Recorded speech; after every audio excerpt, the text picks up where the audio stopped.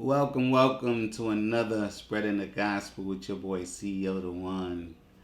And today topic is you shall reap what you sow. Today I want to take you to the scripture Galatians 6, 7, and 8. Be not deceived, God is not mocked. For whatsoever a man soweth, that he also reap.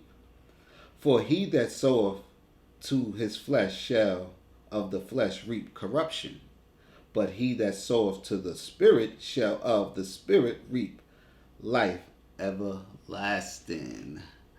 So today I want to just tell y'all the story on, you know, God is not a respecter of persons, because even I go through some things, and if I do wrong, he definitely chastises me. So if you don't believe in what goes around comes around,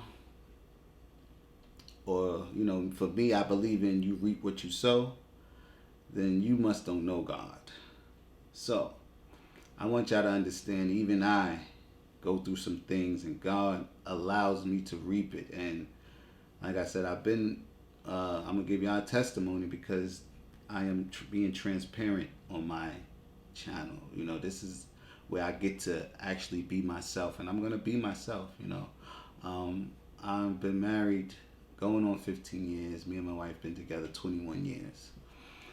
And 5 years ago, been going through some things in my marriage, and the spirit always convicts me, from time to time. But I got into my own pride and ignorance, because I'm communicating and nothing seems to be happening or fixing the situation. So I step out on my marriage, and I did it with not even hidden about it. I told her this is what I'm going to do boldly, and I went out and I did. But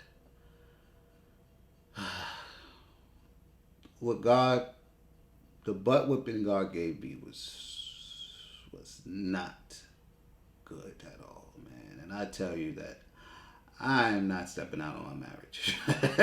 Tell you that, man. I tell you that. Because you'll go through things physically, spiritually, and emotionally. But he also showed me that I had to allow you to go through this, so you would know what I'm about to put your enemies through. Because everybody who went up against me this year,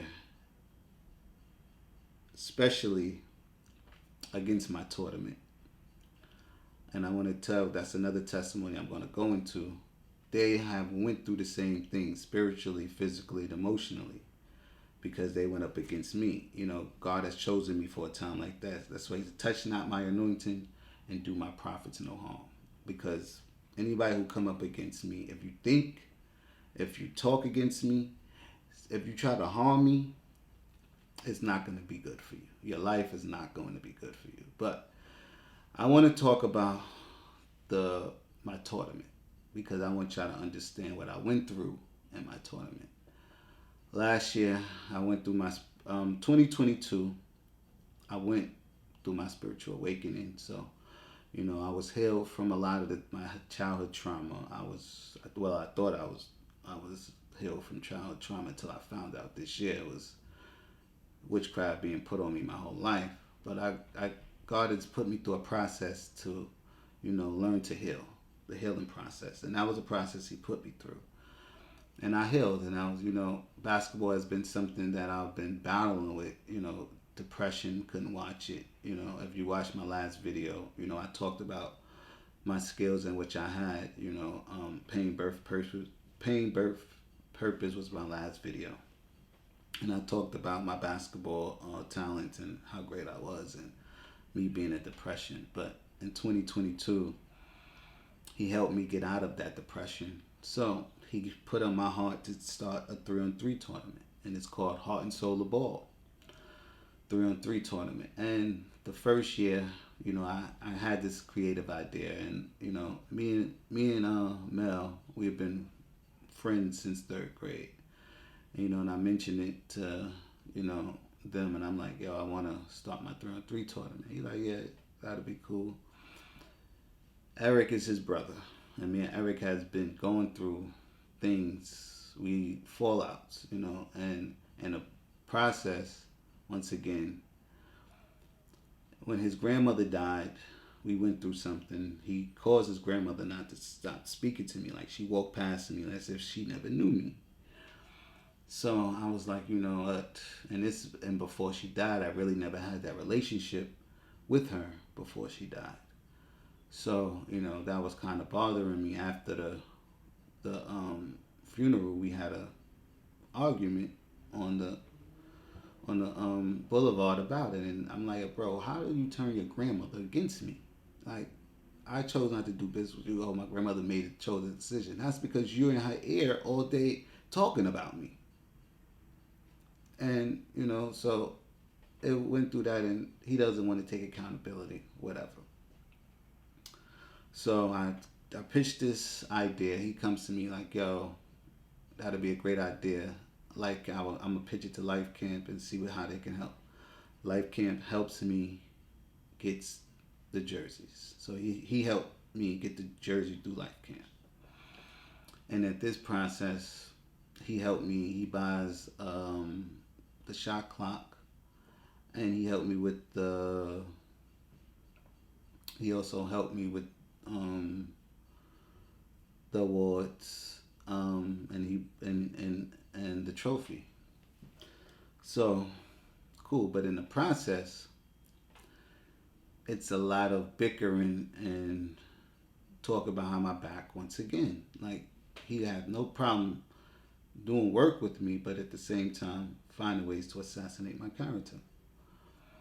And I went through things last year. Him and Trent did it the first year.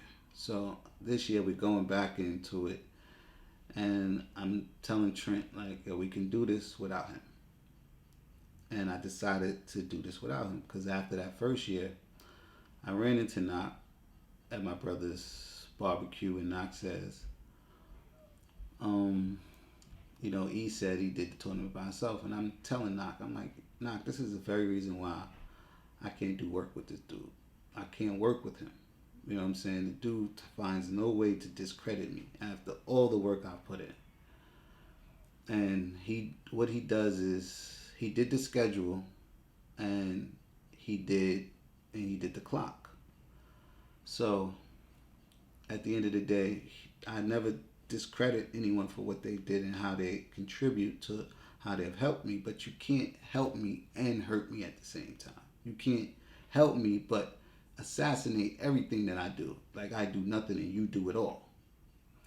So I'm sitting here like, bro, I put a lot of work and a lot of money in that first year. So I'm like, all right, I'm going to show people that I am capable of doing things on my own, because 9 out of 10, I don't need the sponsorship. I can do it on my own. I don't need him to buy anything. I can buy it on my own. I don't need him to do scheduling. I can do scheduling on my own. I can have someone do the clock. Cool. So we get into this situation.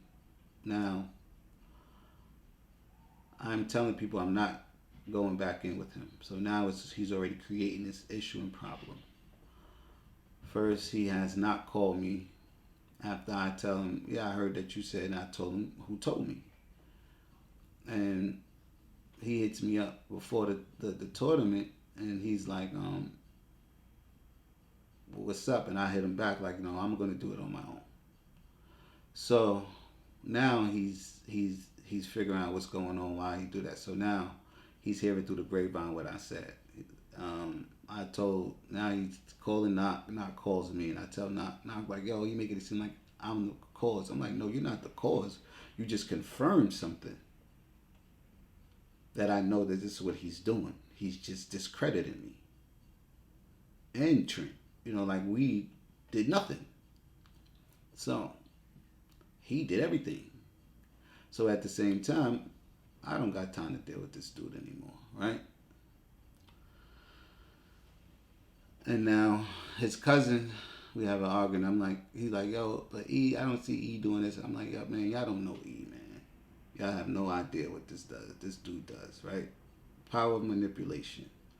So now I see Coley, and I'm like, Coley, this is the reason why me and you not together, because we was planning something. He sees the relationship that we have. He infiltrated because he can't have the relationship with me anymore. So anybody who's standing next to me, he's going to infiltrate it, because I don't know what obsession this dude has, but it's an obsession though. That if he can't be next to me, nobody else can be next to me. So I said, okay. Me and his brother are close, and his cousin Stink is close. So I'm having this conversation with Stink, and I'm like, Stink, this dude does nothing but causes problems. If I don't agree the way he thinks, it's a problem. And I'm okay with everybody having an opinion and having a perception, but you're not going to make me think like you think. And when he can't control me, I'm the problem. And I noticed that's manipulation. I didn't know manipulation was witchcraft until the spirit has brought that on to me this year. I knew, manipulation was not good, but I did not know manipulation was part of witchcraft until this year. And I'm telling him I can't do no work with this dude. So he goes and tells me, well, you tried to set him up. You tried to line him up with CY. And I'm like, what? I talked to CY. I talked to him. We did an interview, even though this was 10 years ago when we were doing the interviews. I'm like, 10 years later, this is what y'all think of me, though. Because if you can bring this up and throw this in my face as if I did something wrong and I didn't do that to him, then y'all must hold that this is something y'all think y'all can hold over my head. So I'm like, bro, they did an interview, nothing happened. It was cool. But this is the way y'all see it. So I tell Stink, I said, you know what, stay away from me, bro. Because if you can't defend me, knowing that that's not my character, then you clearly don't know me, bro. Anybody could say anything about me and you're going to say, that's pooch. That's how I took it. So now I'm dealing with Mel. I tell Mel is doing whatever he's doing. He has a situation. Now he goes and tells me I help other people, don't help him. And I'm sitting there like, bro, I'm trying to help you, but I'm in a position to help anybody. So right now I already knew that entitlement, dealing with E. So he runs down on me as if he's going to do something. And I'm telling him, he runs up on me and says, what's the stuff you're saying? You telling people? I said, I'm telling people you're a manipulative piece of work. And I don't want to work with you. Why would you tell the people? Why are you mad? Because I level up in life and I got my own work to do it because I don't want to be under you. Like, yo, bro, you're delusional. I don't want you nowhere near me, bro. I could care less if you level up in life. And what did you level up in life in? Because I clearly don't even know what you do and how you leveled up in life. So why are you creating illusions as if I care? But he said something out his face when I tell him. I said, you go and tell CY. You go and tell your family I tried to line you at CY. Did I not talk to you and CY and told you that CY says everything's cool? Y'all went and did the interview, nothing happened. But yeah, you went and talked to CY first. Okay, I talked to you, I talked to CY, and nothing happened. But I told you that if something would have happened to CY, if something would have happened, I was going to buck you and CY. Wait, what? I think he wanted me to hit him. So he goes, I go, wait, first of all, you ain't never say that in your life. And you're not bucking nothing. He goes, you sure about that? Da, da, da, da. He's in my ear saying, I'm already blacked out for the simple fact is, dude, you just said something about bucking me. What you said to me is, if something happened, Pooch, I'm blaming you. Why are you blaming me for something you just agreed to do? So you looking for a wrong before the wrong is even there. And I'm looking past that like, whatever, bro. Nothing is going to happen. But that's what he said to me. If something happened to me, I'm going to blame you. Now he gets in front of everybody and tells everybody, I told you I was going to buck you and CY. Like, wait, what? I guess he really wanted me to hit him. So I said, at this point, let me get away from this nigga. And I walked away. Now I knew that I was about to go through all types of stuff just to get this tournament done. So I'm dealing with people coming in. First, Courtney. I got two teams. I'm gonna put my team in, and then I'm gonna put down. They all bickering about putting a team in. He doesn't want to put a team in, and he said, "Cole, we're gonna put a team Barlow in." And now I called, reach out, see if people that Bar play with, RIP to Bar. He played last year. He put his team in. Killer Dogs, and Hondo was scoring leader last year, and we wanted to bring him back because he has, the highest scorers. He scored, I think, 59 and 40 something, 46, I believe. So, it was a high scoring. He was putting that work in last year, and I really wanted to see him come back and play this year. But like I said, they're sabotaging. So I reach out, get no answer. So I'm understanding that there's already been, the sabotage is already beginning to start. So, but the Spirit's saying, get it done. So I see Courtney, and Courtney like, yeah, it's politics. We feel that E will run the tournament better. I was like, bro, you know what? I don't care if y'all don't even be a part of this tournament. What I'm trying to tell you is I'm going to get it done. So the tournament is going on. And I'm going through so much drama to get, the tournament. The first day, I tell Trent, I'm like, yo, bro, let's do this tournament. And he felt some type of way like, yo, bro, we can't do this without E. And I'm like, bro, this is being done without E. And he like, okay. The first day comes in, it was, a lot of people came out. It wasn't like last year. You know what I'm saying? So I know that it's being sabotaged. So it's cool. I'm like, I don't care if it's just me, the ref, and the players at this point. The Spirit's saying, get it done. You have to break through this. So I said, I don't know why the Spirit is saying this, but that Spirit is saying it.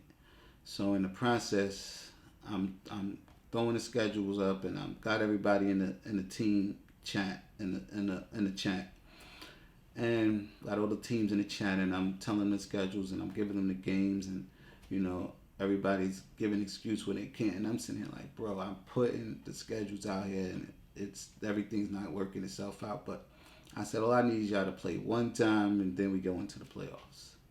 It was 5 teams, then 16 came in late, DSNY. And in the process, I'm going through people not showing up, people late. Shout out to S, my referee, because he's been holding me down the whole time. He's coming in and making it happen with me and standing with me to get it done. And I'm paying people to do the table. I'm paying people to do these things. And I'm like, even they're not showing up sometimes. But in the midst of that, God was showing me. And the first few days, I see like I feel like sabotage. So I'm like, okay, there's a witchcraft gotta be on this tournament, right? And before the playoff came, the Spirit says, I'm standing in the park, and the Spirit says, Satan is like a roaring lion seeking in whom he may devour. The Spirit came and said, yeah, Satan, you're going up against Satan. And I'm like, wow, okay. So I'm like, all right, let's get this done. I go back in the house, and I'm like, babe, the spirit says I'm going up against Satan at this point because it's nothing but witchcraft on this tournament. So, um, the first the first playoff day comes. It was smooth. It went smooth. Um, and then the second playoff comes, and it was a rainy day, and Sean Bell was supposed to play Get Yours, which they did play Get Yours. And I talked to Tanai that day. Tanai tells me early that morning what time we play. I hit him back and I gave him the date that we're going to play, the time we're going to play. He shows up late. But when I seen how E and everybody started walking in the park, and it didn't make any sense to me because they haven't been here all season long. So Tanai walks in at halftime. Tanai comes in, he's straight disrespecting me. And I'm like, I'm having patience because I'm sitting here like, because the Spirit has already showed me and told me that there's witchcraft and I'm dealing with Satan, that I got to hold my composure. They're trying to trick me out my spot. And I couldn't hold my composure for too long, but I told him, you know what? He's not playing. You're not going to sit here and disrespect me and my tournament, think you're going to get on my court. All right? So I told him he's not playing. Now they tried to sub him in the game. And I'm telling Omar, he's not playing. Omar goes, yes, he is. I go, okay, game over.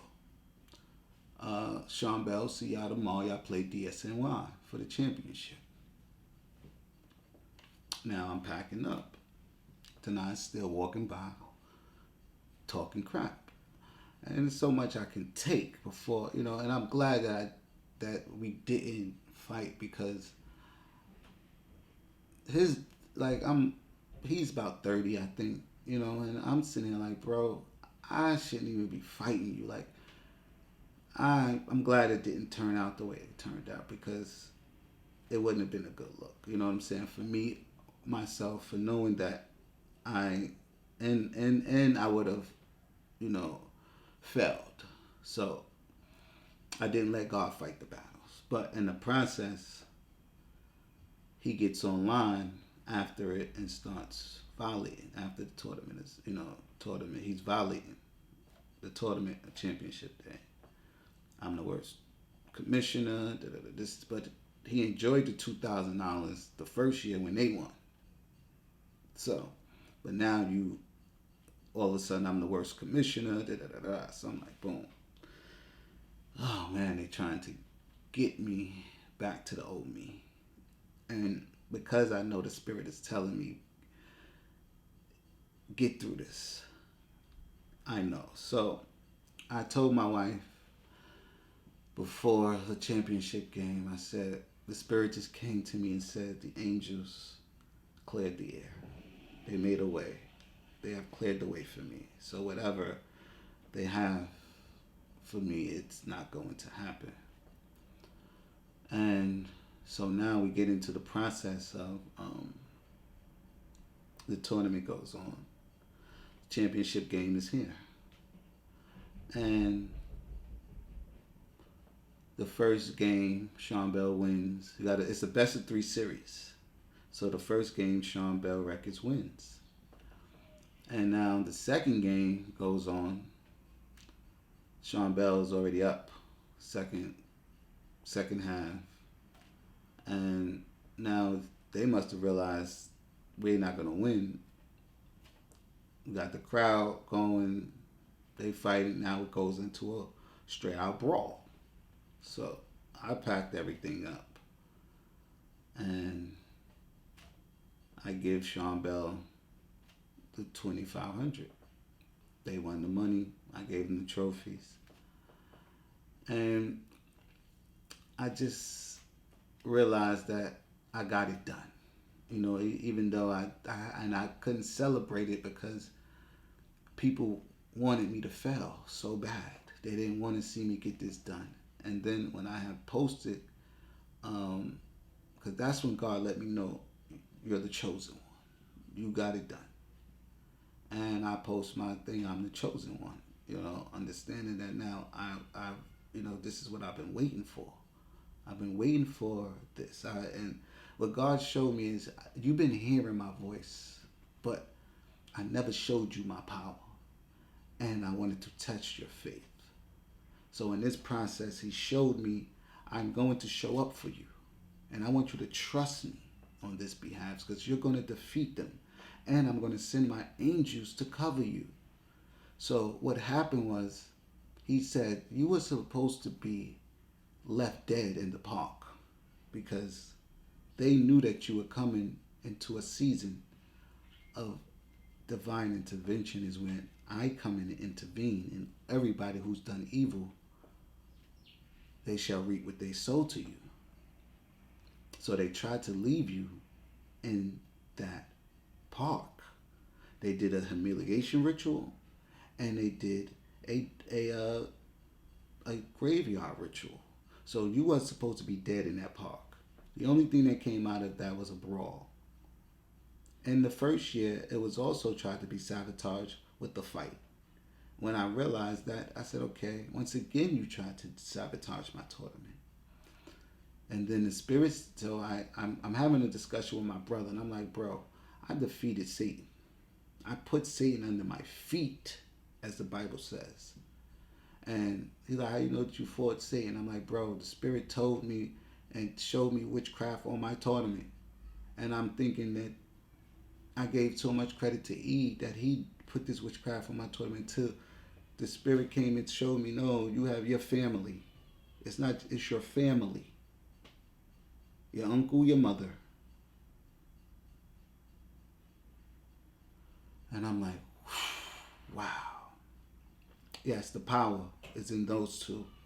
And it's more because they knew that you were coming into divine intervention. Now that I have intervened, everybody must reap what they sow. So they're going to face judgment.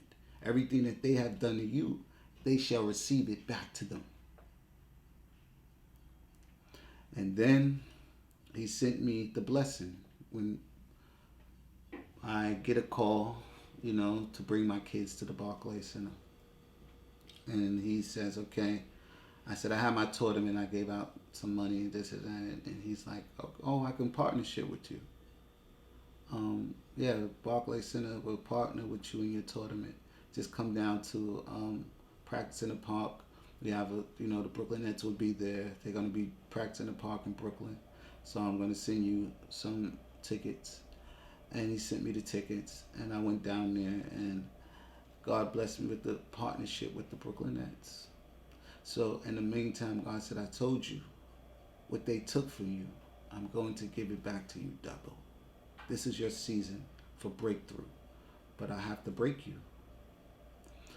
And this season has been one of the hardest seasons I had to go through because I've had to see that my community went against me, and then my family was going up against me. But to find out that the person that birthed me has been doing this to me my whole life has hurt me worse than anything ever. So I had to get through this process this year with knowing that by all grace of God, who has allowed me to get through this, and with the help of my wife, who's had my back despite of if she didn't understand, she has been here to hold me down in every way possible. So if anything I want to give thanks is to my wife, my family, my daughters. I have to know what it is to love them despite of whatever I'm going through. And I've watched, things happen in my life that let me see this year that God has done. God would do the impossible. This year has been, up and down year, but one of the craziest turnarounds I have never expected. But, I'm walking into my calling. I'm enjoying what I'm doing as I'm hoping that this touches people and let them understand that how you get this protection and grace from God is seeking first the kingdom and his righteousness, and all things shall be added unto you. And that's what gets you the protection that you need. And I'm grateful and I'm blessed, that he has something and great rewards waiting for me for just being obedient. So I hope this has blessed y'all.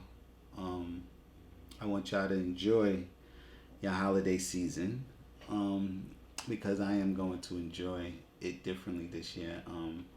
This is the second year, like I said, that I have not celebrated Christmas. I'm going to celebrate the Feast of Dedication, because we have our ancestors who fought to keep the laws and commandments, and they celebrated, even before they went into the promised land, they celebrated the keeping this Feast of Dedication. Even Christ, even as you go into the scriptures where he has condoned the Feast of Dedication, and he was there to celebrate it.